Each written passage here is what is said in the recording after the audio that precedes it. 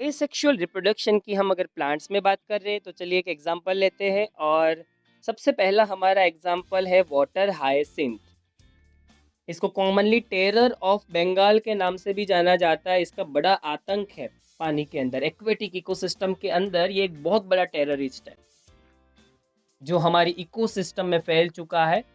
और हमारी इकोसिस्टम के अंदर रहने वाले जो ऑर्गेनिजम्स है, जो फिश है, बाकी सारे ऑर्गेनिजम्स है जो इकोसिस्टम को बैलेंस में रखे हुए हैं, ये उसको खराब करता है।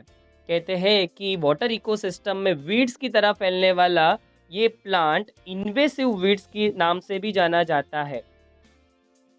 मोस्टली ये स्टैंडिंग वाटर में पाया जाता है, जहाँ रुका हुआ पानी होता है वहाँ ये जल्दी ग्रो होता है। It drains oxygen from the water which leads to death of fishes.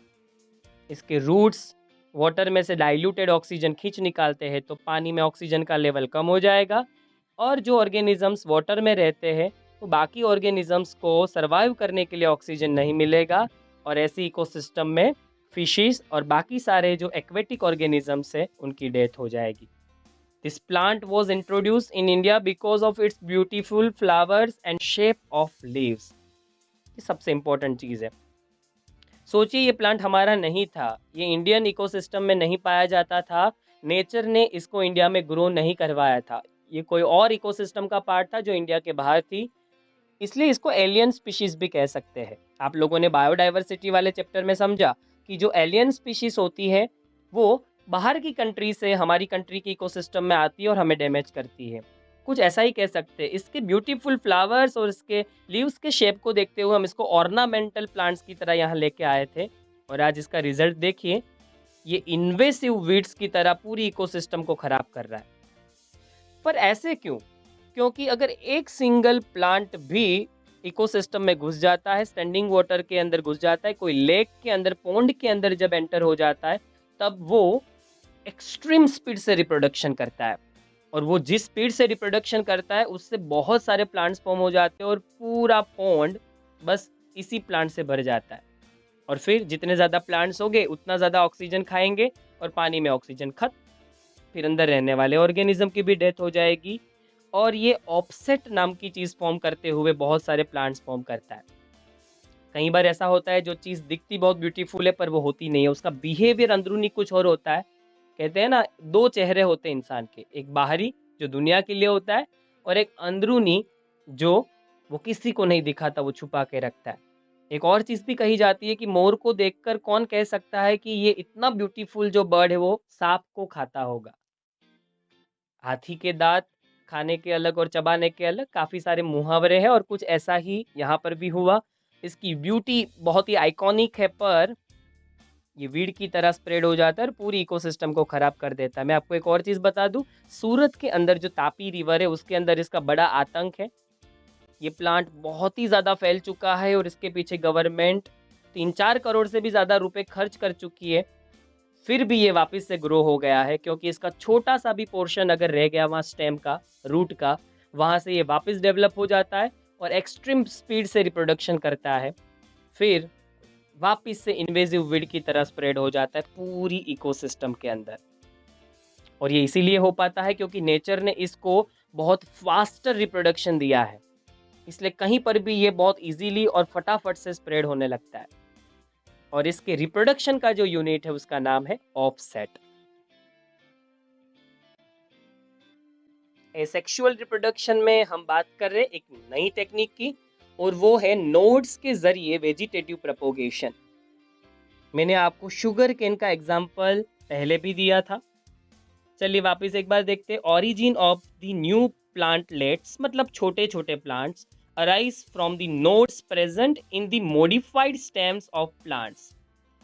कुछ प्लांट्स के अंदर स्टेम के बीच में जो नोड्यूलर पोर्शन होते हैं वहाँ से नए प्लांट्स फॉर्म हो जाते हैं। जैसे आपको मैंने यहाँ पर स्टेम में से कैसे नए प्लांट्स फॉर्म हो रहे वो दिखाया, शुगर केन का एग्जाम्पल दिखाकर। पर शुगर केन के अलावा भी कुछ ऐसे प्लांट्स हैं जो नोड्स के जरिए रिप्रोडक्शन दिखाते हैं। जैसे पोटैटो से जर्मिनेशन के थ्रू नए पोटैटो प्लांट्स का फॉर्म होना, शुगर केन तो हमने एग्जाम्पल में दिखाया ही है। बनाना, जिंजर एंड डालिया। डालिया अगर आपने नहीं देखा तो गूगल में ज़रूर सर्च करिए उसकी इमेज को। When the nodes come in contact with damp soil or water, they produce roots and new plants. जैसे ही ये nodes सोइल के कांटेक्ट में आते हैं जिसके अंदर बहुत ज़्यादा ह्यूमिडिटी है, तब वो जर्मिनेट होते हैं और उनसे नए नए रूट्स फॉर्म होते हैं और वहाँ से एक नया प्लांट फॉर्म होने लगता है। तो ये है एसेक्सुअल रिप्रोडक्शन में नोड्स के ज़रिए रिप्रोडक्शन।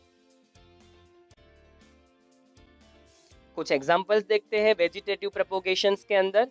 सबसे पहला है आइस ऑफ पोटैटो। पोटैटो के अंदर जो छोटे छोटे बर्ड्स फॉर्म हो जाते हैं जब आप बहुत लंबे वक्त के लिए पोटैटो को अपने घर पे स्टोर करके रखते हैं, तो वो छोटे छोटे बर्ड्स जहाँ से फिर प्लांट्स फॉर्म होते हैं उनको हम कहते हैं आइस। एक्चुअल में ये छोटे छोटे जो बर्ड्स होते हैं वो एक्सियल बर्ड्स होते हैं।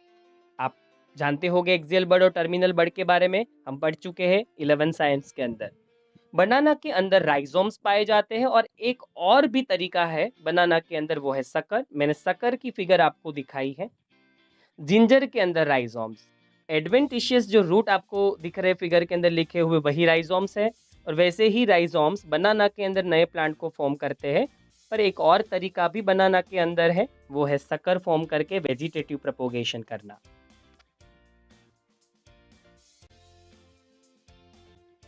और अब देखते हैं एक यूनिक तरीका वेजिटेटिव प्रोपोगेशन का, शायद ही आपने कहीं देखा हो और ये प्लांट मेरे हिसाब से देखने में बहुत ब्यूटीफुल दिख रहा है।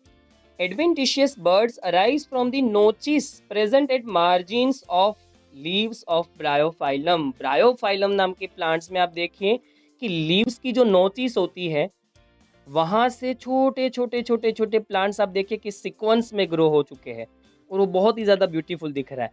इसी ब्यूटी को नज़र में रखते हुए इसको ऑर्नामेंटल प्लांट्स की ज़रा लोग घर में भी रखते हैं। ये छोटे छोटे जो प्लांट्स हैं वो प्लांट्स आप अगर ज़मीन में डालेंगे तो उनसे पूरा नया एक ब्रायोफाइलम ग्रो हो जाएगा। तो यहाँ पर आप देखिए लीफ जो है वो वेजिटेटिव प्रोपोग्यूल की तरह काम कर रहा है, वो साधन बन रहा है वेजिटेटिव प्रोपोगेशन का, वो मीडियम बन रहा है रिप्रोडक्शन का। तो जो मीडियम बनता है वेजिटेटिव प्रोपोगेशन का प्लांट्स के अंदर, उनको हम क्या नाम दे रहे थे? वेजिटेटिव प्रोपोग्यूल्स। प्लांट के वो पार्ट्स जिससे नए प्लांट्स फॉर्म होते हैं।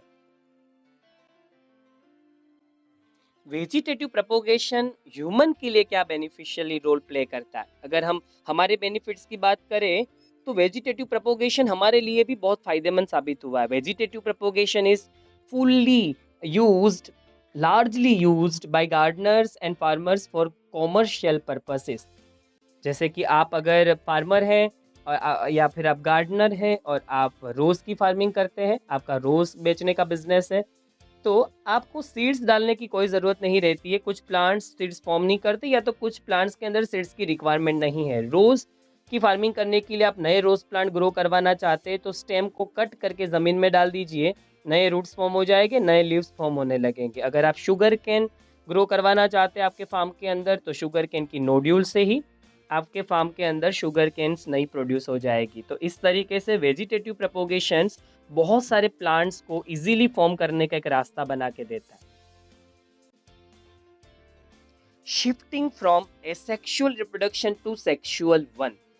अब हम बात कर रहे हैं शिफ्टिंग की। कुछ ऑर्गेनिज्म ऐसे हैं जिन्होंने एसेक्सुअल रिप्रोडक्शन से खुद को सेक्सुअल की तरफ भी थोड़ा मोड़ लिया है, शिफ्ट कर लिया है, जैसे कि आल्गी एंड फंगी। ये दोनों हैं वो एसेक्सुअल रिप्रोडक्शन भी करती है पर उसके साथ साथ उन्होंने सेक्सुअल रिप्रोडक्शन भी शुरू कर दिया है। कहते हैं कि ये जब एडवर्स कंडीशन होती है उससे पहले सेक्सुअल मेथड में शिफ्ट हो जाती है। algae and fungi shift to sexual method of reproduction just before the onset of adverse conditions। क्या हो सकता है रीज़न? तो मैंने शुरुआत में आप सबको बताया था कि एसेक्सुअल रिप्रोडक्शन बहुत ही इजी है, सिंपल है, क्योंकि आपको कॉपी करनी है और कॉपी बहुत इजी होती है। मिमिक्री करना, किसी की कॉपी करना बहुत इजी रहता है। आपका दोस्त अगर असाइनमेंट लिख ले और उसमें से कॉपी करके आपको लिखना हो तो आपको वक्त नहीं लगता, पर उसको खुद को बहुत वक्त लग गया जो क्वेश्चंस टीचर ने दिए थे उसको ढूंढने में। पर आपने उसकी मेहनत को यूज़ कर लिया कॉपी करके तो आपको बिल्कुल वक्त नहीं लगेगा। तो कॉपी करना आसान रहता है और शुरुआत के ऑर्गेनिजम्स भी सिंपल किस्म के थे, उनके लिए कॉपी करना ही ज़्यादा बेटर था। वो ज़्यादा क्रिएटिविटी या वेरिएशन शो कर सके वैसी कैपेबिलिटी उनके पास थी नहीं। कोई नया इंस्टीट्यूशन है, कोई ऑर्गेनाइजेशन है, कोई कंपनी है, अगर आप कुछ भी नया शुरू करते हैं तो उसके शुरुआती समय का जो वक़्त होता है उसके अंदर अगर आप देखिए तो आपके पास बड़े कॉन्ट्रैक्ट नहीं होते। आप छोटा-छोटा काम ढूँढते और करते और आपका काम भी उतना क्वालिटेटिव नहीं होता, जितना बड़ा होने के बाद आपका काम क्वालिटेटिव हो जाता है। यही कुछ ऐसा था। शुरुआत में जो ये चीज़ें फ़ॉर्म की थी नेचर ने वो बहुत ही सिंपल थी, पर धीरे-धीरे इनको एक्सपीरियंस हुआ। रहने का, सराउंडिंग में रहने का, अपने सराउंडिंग से वो अवेयर हो गए, अपने एनवायरनमेंट से वो अवेयर हो गए। जैसे कंपनीज़ अपने काम से सीखती रहती है, पुराने काम से सीखकर वो नया काम प्रोड्यूस करती है और उनका काम और क्वालिटेटिव होने लगता है, नए कॉन्टैक्ट्स वो कलेक्ट कर लेती है, नए कस्टमर्स बिल्ड होने लगते हैं, कम्युनिकेशन जो उनका है वो बहुत स्ट्रॉन्ग हो जाता है, एक नेटवर्क फ़ॉर्म होने लगता है। मार्केटिंग के ज़रिए फिर उनको बहुत सारे लोग क्लाइंट्स जानने लगते हैं। वैसा ही कुछ यहाँ पर भी हुआ। पुरानी स्पीशीज़ को अब इस अर्थ पे बहुत टाइम हो चुका था। इनको काफ़ी लंबा अरसा बीत चुका था इस अर्थ पे आए हुए। अर्थ की सिचुएशन में ये ढल चुके थे। कह सकते हैं जैसे बिज़नेसमैन मार्केट से ढल जाता है और मार्केट को समझ लेता है, परख लेता है, वैसे ही ये ऑर्गेनिज़्म भी कहीं न कहीं अर्थ को परख चुके थे, इसके एनवायरनमेंट से रूबरू हो चुके थे और एनवायरनमेंट से एकदम ही उन्होंने कनेक्ट होने के लिए खुद को बदला था, मॉडिफ़ाइड किया था, जिसको हम एडप्टेशन कहते हैं। इन्होंने नीड को समझ लिया था कि चेंज तो करना ही पड़ेगा, क्योंकि इस दुनिया में सिर्फ़ और सिर्फ़ चेंज परमानेंट है, नथिंग एल्स। जो बदलाव करता है खुद के अंदर वही सर्वाइव कर पाता है, वही ज़िंदा रह पाता है। तो इन्होंने उसी चीज़ को देखा और वेरिएशंस करने के लिए कैपेबिलिटी शो करते हैं सेक्सुअल रिप्रोडक्शन। इसीलिए इन्होंने खुद को एसेक्सुअल रिप्रोडक्शन से सेक्सुअल की तरफ मूव कर लिया। इससे ज़्यादा वेरिएशंस होंगे तो इवोल्यूशन की स्पीड बढ़ेगी और एक स्पीशीज़ नई स्पीशीज़ में कन्वर्ट होगी।